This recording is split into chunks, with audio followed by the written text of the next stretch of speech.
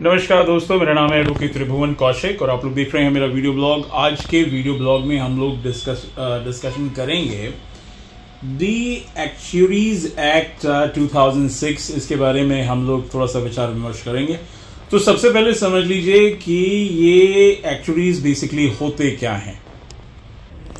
तो दोस्तों अब देखिए, अगर आप देखेंगे एक्चुअरीज की जो डेफिनेशन है, इसका मतलब है a person with the expertise in the field of economics, statistics and mathematics who helps in risk assessment and estimation of premiums etc. for insurance business।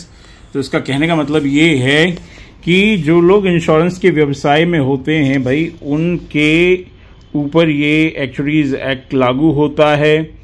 और ये एक्चुअरीज बेसिकली जो है, अगर आप देखेंगे इस एक्ट के हिसाब से, एक्ट में भी दफ़ा 2 में इसकी डेफिनेशन दी गई है। और जो दफ़ा 2 में इसकी जो डेफिनेशन दी गई है वो इस प्रकार है, आप देख सकते हैं। Means a person skilled in determining the present effects and future blah blah blah blah blah. और ये देखिए, इसमें और भी काफ़ी सारी डिटेल इन्फॉर्मेशन है, लेकिन जो परिभाषा है वो यही रहती है जो मैंने अभी आपको दिखाई। अब देखिए, ये जो दी एक्चुअरीज एक्ट 2006 है, इसके कुछ इंपॉर्टेंट सेक्शंस हैं। अगर आप देखेंगे, पहला सेक्शन ये टाइटल एटसेट्रा के बारे में बात करता है। भाई ये 2006 का एक्ट है, एक्ट नंबर 35।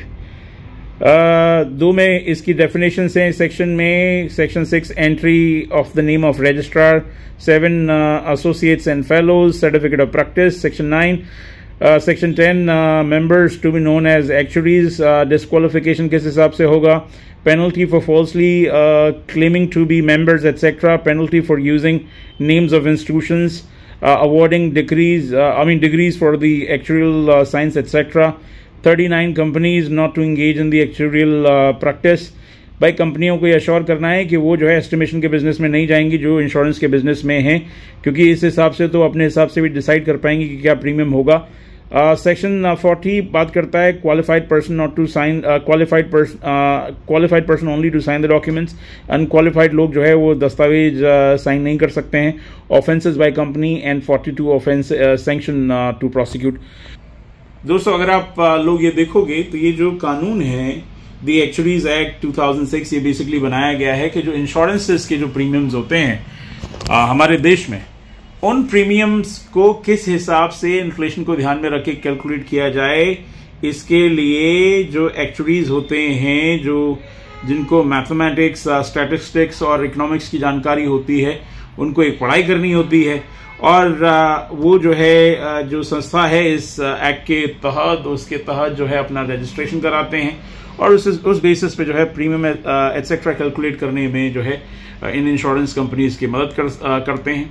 अगर कंपनियां इस व्यवसाय में जाने की कोशिश करेंगी तो भाई उनको जो है उनके खिलाफ कानूनी कार्रवाई की जाएगी, क्योंकि कंपनियां इसमें जो है इंटरेस्टेड पार्टी होती हैं, क्योंकि वही इंश्योरेंस बेच रही होती हैं। इंश्योरेंस बेचने वाले अगर डिसाइड कर लेगा कि किस बेसिस पे इंश्योरेंस का प्रीमियम रखना है, तो फिर इंश्योरेंस के प्रीमियम ज्यादा होंगे। इस कानून के बारे में आपने बहुत कम सुना होगा, लेकिन मैं एक बार फिर से बता दूं, कानून का टाइटल है the actuaries act 2006।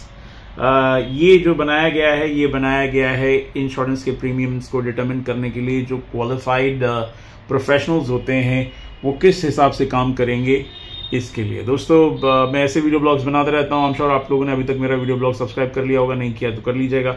Bell icon दबाने से वीडियो ब्लॉग्स आपके पास पहुंचते रहेंगे। आपके अगर कोई सवाल है specifics, you can always write to me और you can get in touch with me. मेरी कॉन्टैक्ट डिटेल्स मेरे पूरे वीडियो ब्लॉग्स में रहती हैं। इस वीडियो ब्लॉग को देखने के लिए आपका बहुत बहुत धन्यवाद। नमस्कार दोस्तों।